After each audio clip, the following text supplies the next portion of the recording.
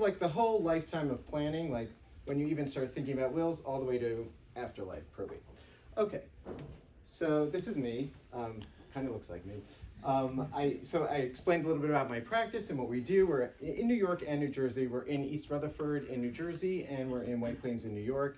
And we're kind of flexible from there also. So we do a lot of video, and we do in person in other places also. Okay, so these are the topics I'm going to talk about. And I'm going to try to do a little bit of New York and a little bit of New Jersey. This presentation is a little bit more skewed toward New Jersey, only because New Jersey is a bit more complicated in some of the areas. Like wills and inheritance tax only exists in New Jersey. I'll talk about healthcare proxy, power of attorney, revocable trust, irrevocable trust, and Medicaid for long-term planning. Okay, so sort of the scary and awful thing about New Jersey is that we have inheritance tax. So in the event that you leave money to your children or your grandchildren, no tax, or a spouse, no tax, no problem.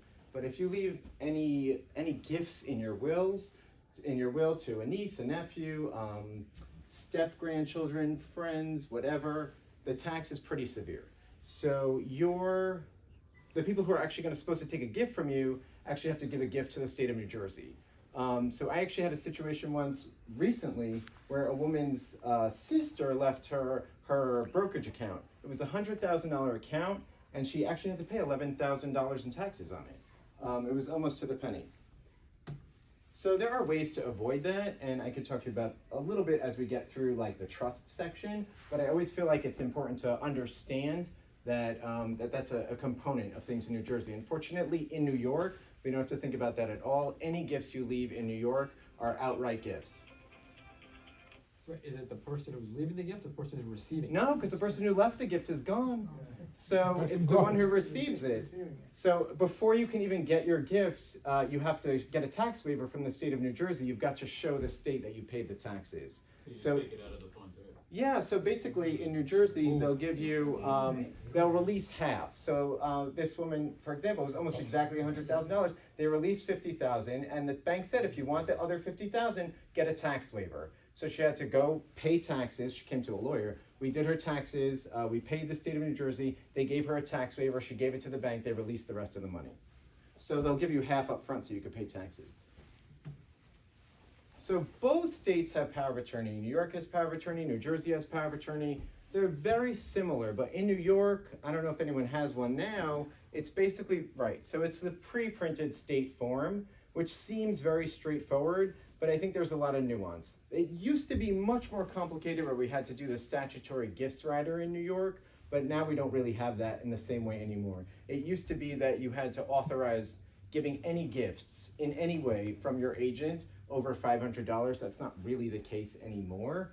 But what a power of attorney is going to give you is actually what you're going to give through a power of attorney is you're going to give anybody that you designate to be your agent the right to act on your behalf, to stand in your shoes, to sign your name to checks, to sell your house for you, to buy, lease, mortgage, do anything in your name that you permit under the power of attorney. Which sounds like, why would you want to do that? Mostly, I think it's two reasons. Number one, convenience. I had someone who recently gave me a power of attorney to sell her house and do a bunch of other business matters for her because she's out of state and uninterested in being involved in an ongoing sort of way. So, there's the people who just don't want to bother. And then there's the concern that what happens if you lose capacity? So you're fine today, everything's normal, but if you're in an accident, if you have a medical incident, if you're unable to speak or act for yourself, who's going to do your business for you?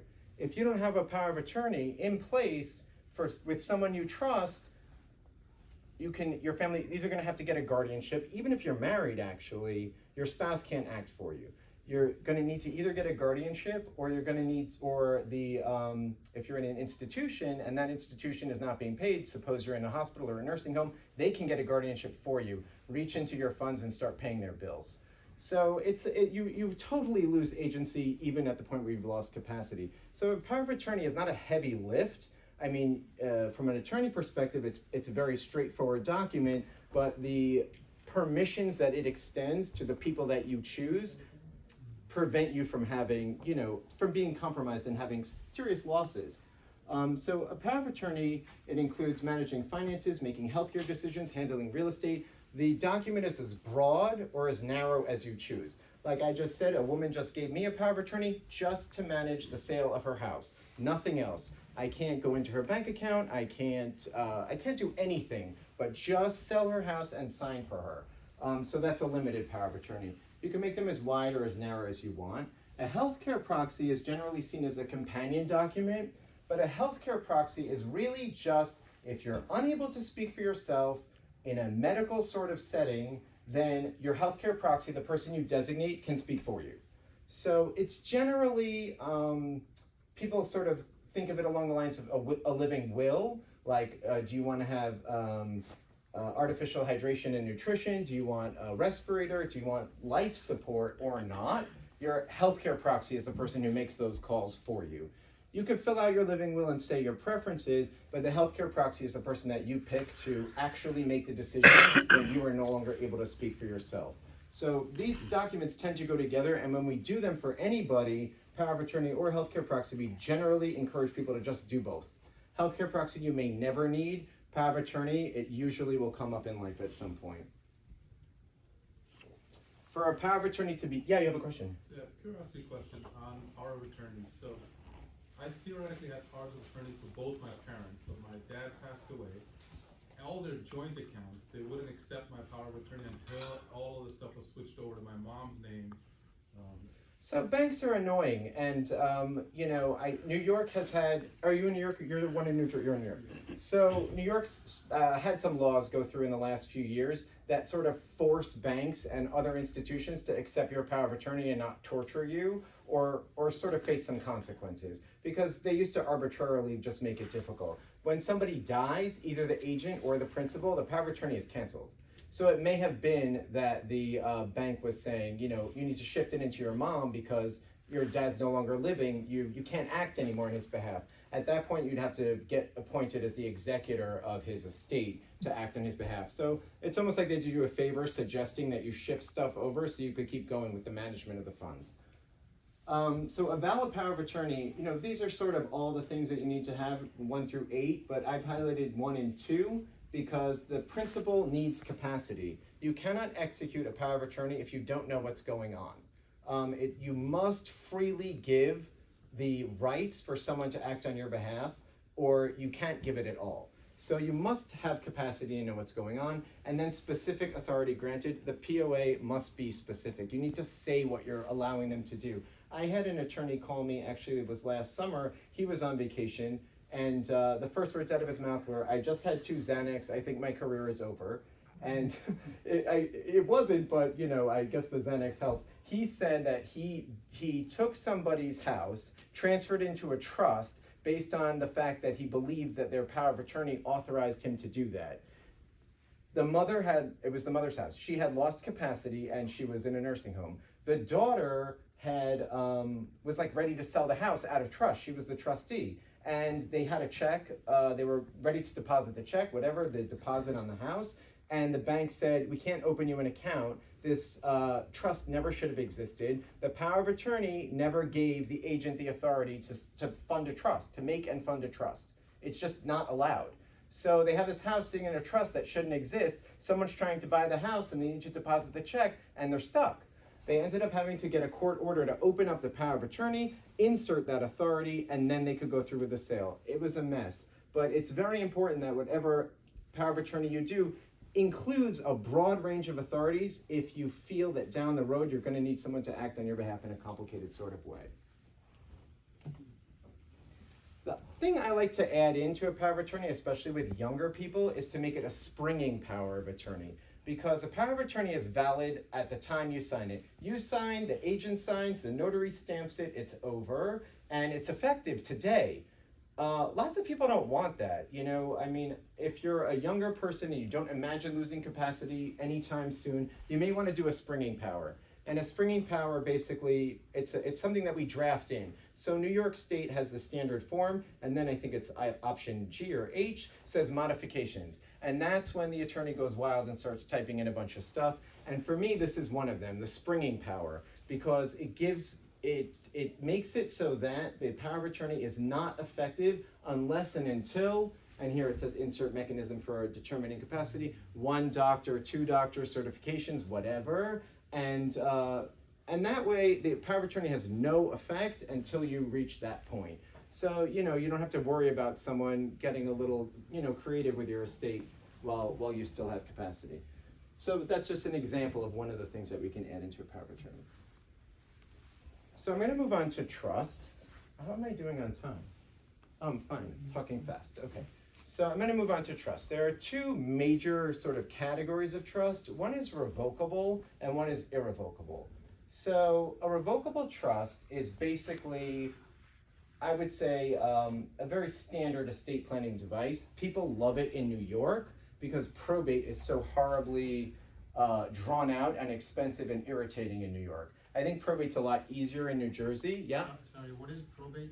Probate is after somebody dies, when you take their will, or if they don't have a will, you go to court and you say, nominate me as the executor of the estate so I can manage the affairs of the decedent.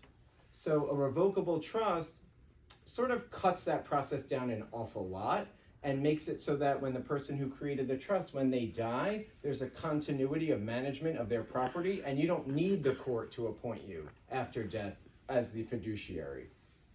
So a revocable trust is almost like taking money out of one pocket and putting it into the other, because you're basically, you're the trustee, you're the one who created the trust, and you have the right to put money in, take money out, do whatever you want. It's almost like taking money from one pocket and putting it into the other. However, a revocable trust, so why would you do that? A revocable trust has a lot of advantages. Here they are. So there's probate avoidance, as I just discussed. Any money that you put into the trust during your lifetime does not need to go through probate court after you die. So you don't have to deal with getting appointed as fiduciary to continue to have your successor trustee continue to manage the property.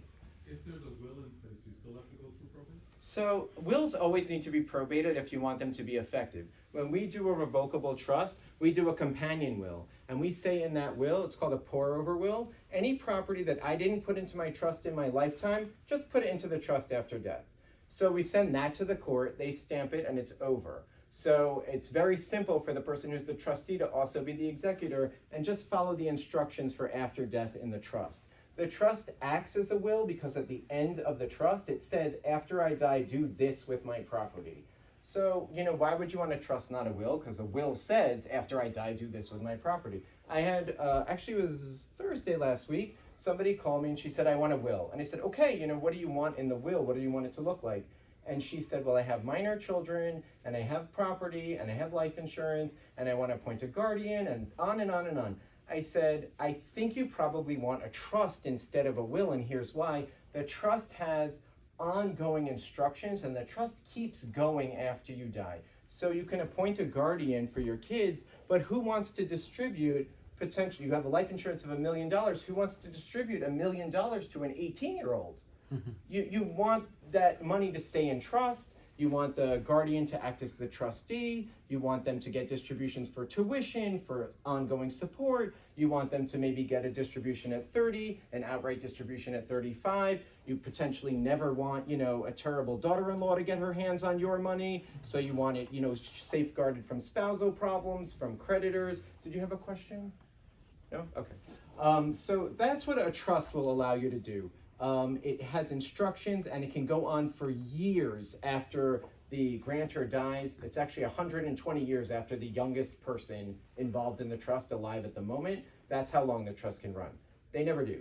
But, you can go for, I have a woman actually who is not going to get her final distribution until she's 65 from her father's trust. Wow. She's in her 50s now, but she gets an allowance, but she's a little irritated that she has another 10 years to go. I guess her father didn't think she could handle it until she was ready to, Social Security. So, so that's the value of a trust. And like I said, in New York, I would say probate is much more irritating in New York than it is in New Jersey. And this is a really nice vehicle in New York. And in New Jersey, I think we mostly use it for, like I just described, those ongoing instructions depending on your situation. Okay, so the irrevocable trust is like sort of a step up in terms of restriction. So you're the grantor, you're the one who creates the trust, you fund the trust, but you only get the income out of it. So once it goes in, the property stays, you get the income, not the principal. So you designate the trustee, so you pick somebody that you trust and love or whatever, or sometimes you pick a professional. I'm actually the trustee on several irrevocable trusts because the people didn't have someone in their life that they felt was as responsible or trustworthy as an attorney. So you have to designate someone to be your trustee. You have the lifetime use and enjoyment of your home. You put your home into the trust. You can use and enjoy the trust. Your home, no one can throw you out, but the trust owns the house. You can put property in, but you cannot take it back out. If you have your house in there, you could sell your house and exchange it for cash. The cash stays in the trust. You can exchange it for another house. That house needs to be titled to the trust. Why would you do this?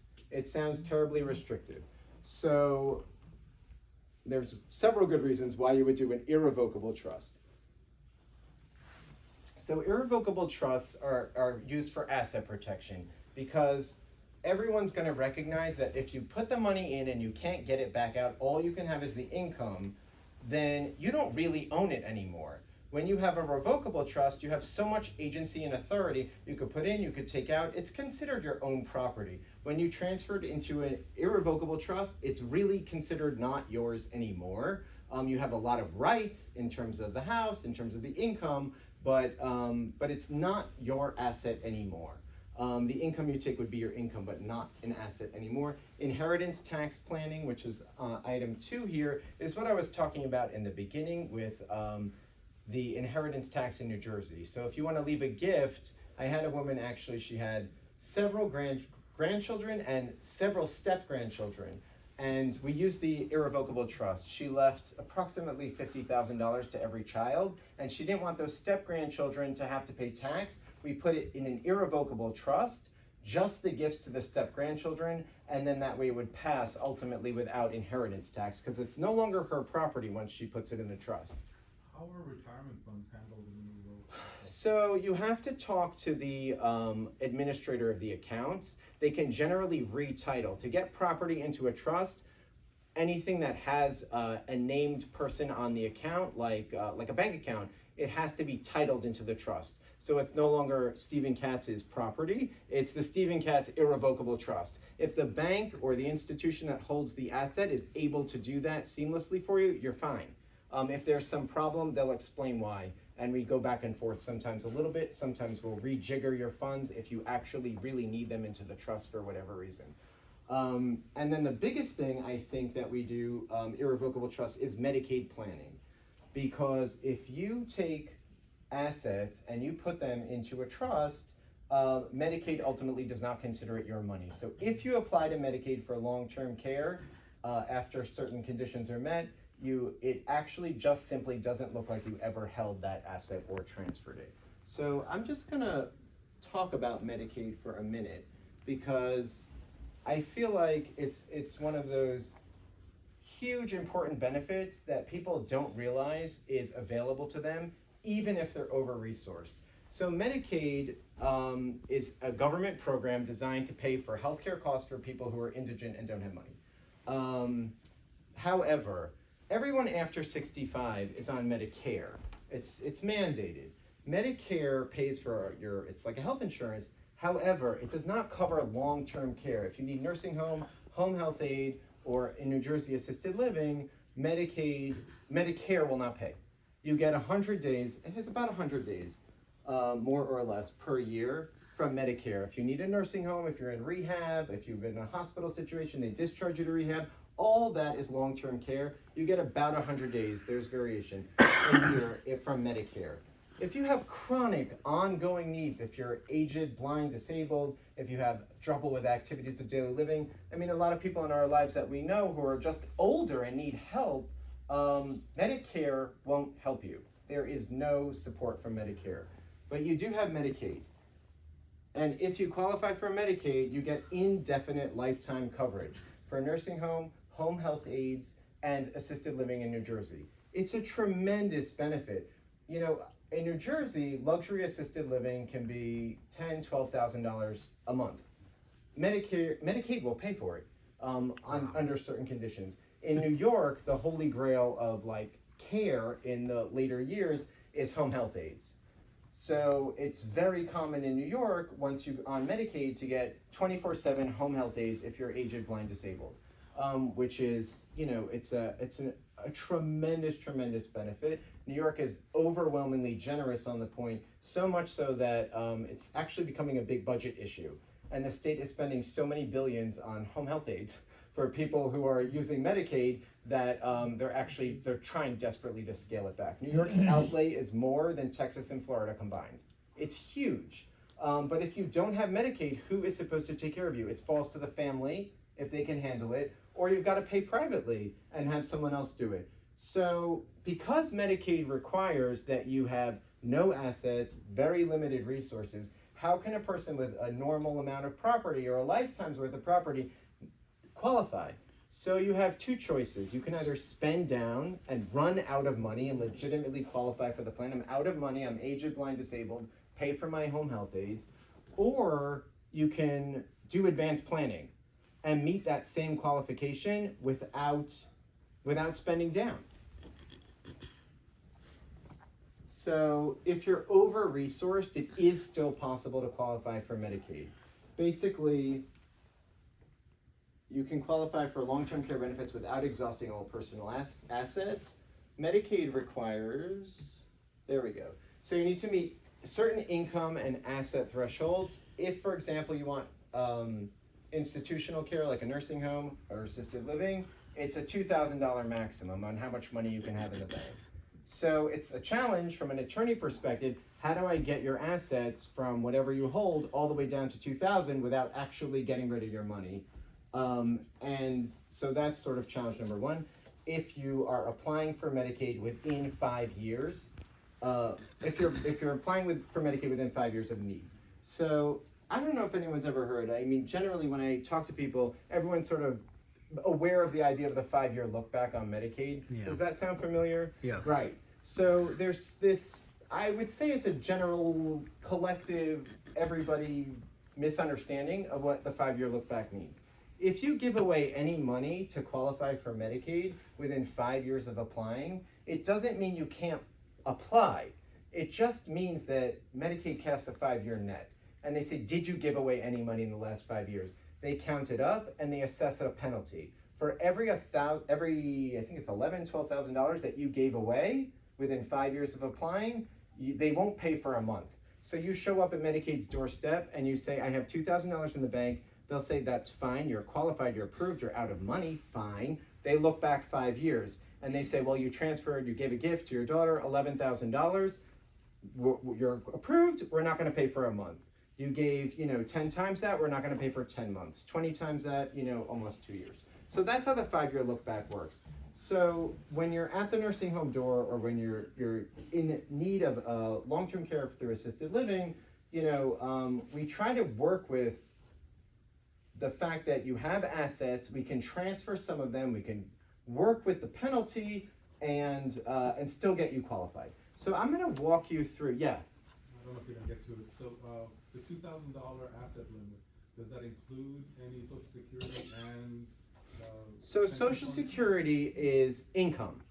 So Medicaid looks at both income and assets. There are income caps, but both New York and New Jersey have vehicles to get around the income cap.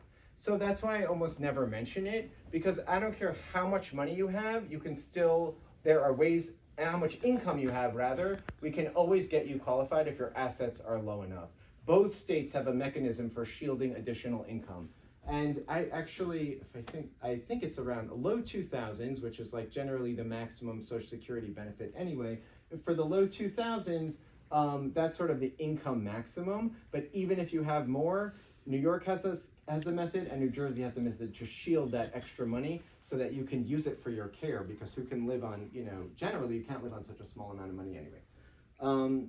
So these are the asset protection strategies for Medicaid. You basically can use an irrevocable trust, which is why, we talked about the trust a little bit. Once you put that money in, it's considered not yours anymore. So if you put that money into a trust 5 years before applying to Medicaid, Medicaid never sees it and never knows you did it. So when I'm talking to people who are about 60, I really encourage them to get their house into an irrevocable trust. You can still use your house, you can still enjoy your house, you can still sell your house in the future, whatever, but if you can cross that 5-year mark, Medicaid won't see it. And with the value of homes today, I actually just transferred a house, it was New Jersey, we transferred a house in Fort Lee, it was valued over $1 million.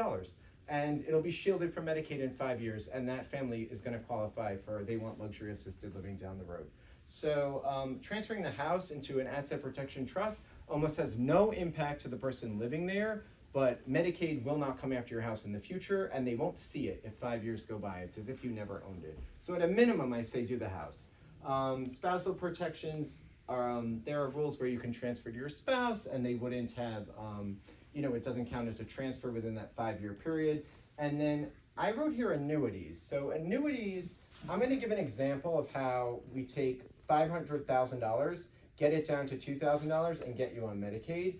In New Jersey, we use annuities. In New York, they use a very similar system called gift and note.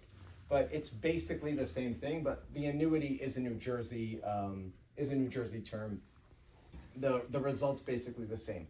I give an example on the next slide, which is focused on luxury assisted living in New Jersey. New York does not pay for luxury assisted living. New York wants you in home care or a nursing home. New Jersey does not like home care, and no matter how disabled you are or how much need you have, I think the maximum is 5 hours a day. New York will give you 24/7. New York also currently has no look back on home care. So you can actually transfer all your money on Monday and apply to Medicaid on Tuesday, and they'll give you 24/7 home health aides regardless of how much money you just moved out of the picture. That's supposed to stop. They told us that they were going to stop. I remember before COVID even. So it's been like 4 years already that they've been trying to stop it, and now they're really they're ramping up. So at some point, it's not going to be possible to apply to Medicaid if without a look back period for home care. So, I have people now who are actually planning, they're New York people, they're planning on crossing the bridge and doing luxury assisted living in New Jersey. And that's why I'm actually sharing this method with you. I think it's the most complicated it could get, but it sort of covers everything, even though it's a New Jersey example. Can you go over that again about not looking back for the home care again? From Yes, so New York has an unimposed look back period on home care. So they've written the law, they signed it into law, they said, we're gonna do this, and they still haven't done it. So they keep kicking the can down the road. I actually think they don't have the staffing and the mechanism to do the look back on home care. Currently, you can still get away with it, where you can transfer everything, your house, all your property, to a friend, to a family, to trust. Say I'm out of money and apply for Medicaid literally the next day. Wow. And they will give you 24/7 home care with no questions asked. That is supposed to end. So if all your property is in the irrevocable trust, and you decided the next year you want to sell it or give it to your kids or something, you still have access to doing that? So if you put your house into a trust, and you wanted to sell it the next year, you can sell it, the trustee can sell it for you, but you can't pull that property out. So if you wanted to sell it and let's say buy something else, like you want to downsize or go to Florida or whatever, yes, you can buy that Florida house, but the trust is going to still own it. So once something goes in, you could exchange property, but you can't pull it back out. And you can't give it to somebody else? You can give a gift, you can actually, yes. So you can design your trust so that you say, the income beneficiary is only me, I can never take the principal, I accept that, but my kids can take the principal, I have no problem with that. And you could include in the trust, the trustee can absolutely make distributions to your kid out of principal. It's just you as the grantor can't take it back. But yes, you can absolutely support your kids through your trust. So are those gifts subject to the maximum every year, or can you just lump sum it out?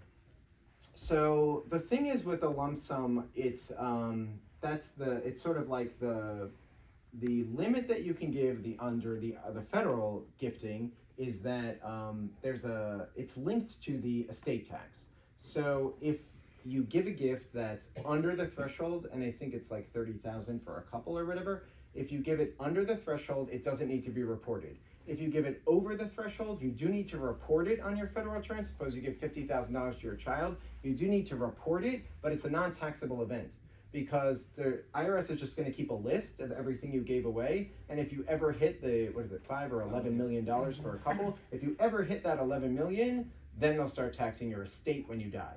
So it counts against your estate tax. If you give under the limit, it's under the radar. But few people are actually going to meet that $11 million threshold. Quick question on your revocable trust. So you mentioned anything you put in there, you don't own anymore, basically. Basically, yes. So if I want to put cash in there, how do I use it if I don't own it anymore?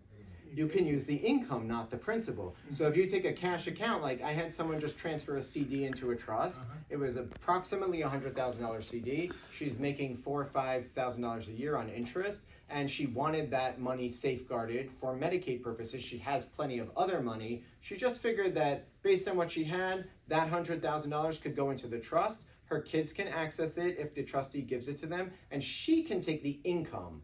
But that $100,000 stays in once it's what happens when the CDA matures? It's owned by the trust. The trustee can decide what to do with it, but you can't give it back to the grantor. So at that point, there is no income anymore. Right. And I don't have access to the money yet. So I've lost everything? You haven't lost it. You put it into a trust. You can instruct your trustee to do something else with it. You can buy stocks with it. You can buy another CD with it. You can do whatever you want with it. You yourself cannot take that money back into your own pocket and go on $100,000 shopping So spree. the interest which they are getting, they have to pay the tax for that. So exactly. So you're gonna pay the taxes on any income the same way that you pay your taxes now. It's flow through taxation and you're taxed on your personal rate. So in that, when you're saying, say you put 100,000 CD in there as the grantor, and then it matures, you're saying, say it's at 5%, you get 5%, you get to use $5,000 as income. That other 100,000, if you tell a trustee out of that principal when it matures, 50,000 of it, give it to this person. You can do that. You could say give them, not But you so. cannot use it. No, but you could get. I don't know if you could do this. You say give it to this son, And then he Son gives can it give back to you. It's very common as That is the Malayali Buddhi. not done. It's a very common thing to do. So a grantor trust, like I'm describing, is a non-taxable event. There you have flow-through taxation, so the same way you're paying on your personal income taxes, you're taxed at your personal rate for any income the trust generates. That $5,000 on the CD, you pay the same tax as you would. It flows right through to your regular tax rate. Your accountant includes a second schedule on your tax return saying you have a trust and this is trust income. But you're not taxed at the trust rate, you're taxed at the personal rate. The trust rate is very high. You're taxed at your same personal rate. It's a non-taxable event. so the principal amount, if that's given as out to somebody, that's protected from tax. Is tax exempt? No, it is taxable. It's you already paid taxes on it to get it to begin with. So, I mean, you currently you hold that money, presumably it's earned and you paid taxes when you got it, and it's yours. You decided to put it into a trust. But after the trust, if you're giving that money to your children, the children has to pay the tax, No, they don't pay. No. No, but how about if you say on a property, the property's in the estate, you sell the estate, say you sell it for $1 million, the $1 million is sitting there now. Stays in the trust.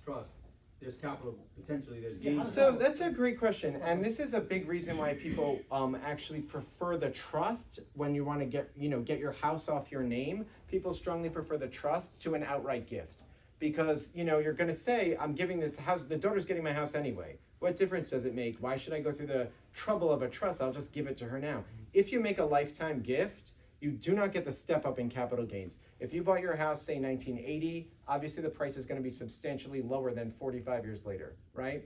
So when your daughter goes to sell your house, say 10 years from now, we're talking a 55-year spread. She has to pay taxes on your purchase price in 1980.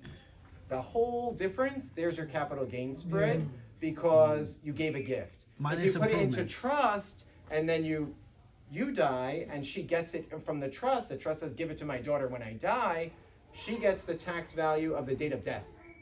So it's called the step up. So everything from 1980 to when you die disappears for capital gains purposes, And now she just pays taxes from the moment that you die till the time she sells it. And if it's less than $250,000 in appreciation anyway, between the time that you die and the time she sells, it's a non-tax event. But when you get when you're selling the property, the capital gain is there. So even though you are not paying the tax at that time, even though in the trust, after sometimes if you are giving that trust money to the children, still they have to pay the tax. Are you Because saying, there is capital gain, you didn't pay for the tax, right? so capital gains is assessed when you sell a property, and what they look is what's your profit. The profit on the sale of your home is the assessment for capital gains. If you die before someone inherits your property, and it's considered an inheritance through the trust for tax purposes, if you die, the value from the price that you bought it it's a step up. It moves all the way to today. So you don't pay taxes on that purchase price. It's canceled. At the time you die, that's the new value of your house. That's the tax basis. So if you sell it from there, not from 1980, but from 2024, that's your tax number. And if you don't have a $250,000 profit from then on, you do not pay capital gains tax. And that property can stay within the trust, Yeah, the trust for can my have, child, The correct? trust can have tons and tons of instructions Okay. as to how long to keep the house in trust, if you should sell it, if you should split it. I'm actually doing an estate right now with 8 children. And the house is supposed to be divided among 8 people. That's basically a cuckoo nightmare. So imagine having to go chase down 10 relatives to sign off that you want to sell the house. So we got everyone together and we all agreed to actually just make a trust just to hold the house so that we can, lay out some specifics as to what to do. Everyone had kids. There were up to 30 people involved. So a trust can hold a property for a very long time and make it streamlined, especially in larger families. So is that true of the revocable and irrevocable? Both yes. We actually did a revocable trust to hold that house with those 8 siblings. So yeah, it doesn't need to be an irrevocable. The irrevocable trust really just gives you the asset protection from Medicaid and from creditors also. And are these trusts set up, so do I set one for myself, one for my spouse, or are they set up together? Depends what you want.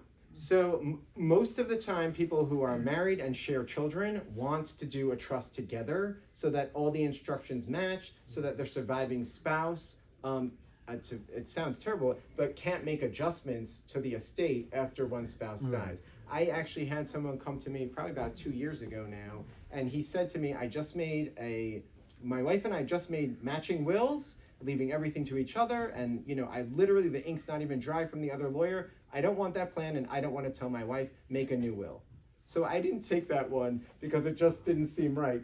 But it's very possible not to be able to change an estate plan after someone dies, and you could make a will 100 times before you die. So many couples like to do it together so that they're agreed together how their children will get the money, and once one spouse dies, the other spouse can't really make much adjustment to those future plans. Which is good. I mean, it depends on the dynamic. And, you'll do them together for some couples. And in many cases, like I'm doing one for a second marriage right now, and the woman alone is going to be the one who's doing the trust. It's her house. She wants it to go to her kids. Her husband is fine with his own property. So it depends. And the trustee, does it have to be your child, or should it be a neutral person? Depends on the family dynamic. It really does. But things can get, I think when you're dealing with death and money and families, it can get very uncomfortable. Right. And if people are honest beforehand, they'll pick the right person. And sometimes it's going to be a professional, and sometimes it's going to be a family member. But it's personal and it's family based. But you have to be very careful. You do. You really, really do. Like if you set aside trust for a minute and just say you have a will, Yeah. and then the person passes away, how does step up play out in that scenario? So it's the same thing. So it's plan a step up on death. Yeah. Yeah. So all it's you not have to do unique is die, trust. Those are- and then you get it. Yeah. But if you give the gift during your lifetime, No, I agreed on that. You transfer it while they're still alive. It's still. it can be a big problem. So, yeah, going back to that, the gift during the lifetime, So I understood the selling the house portion of it, but what about like bank accounts and stuff? There's still tax liabilities there? So it taxes in terms of inheritance tax?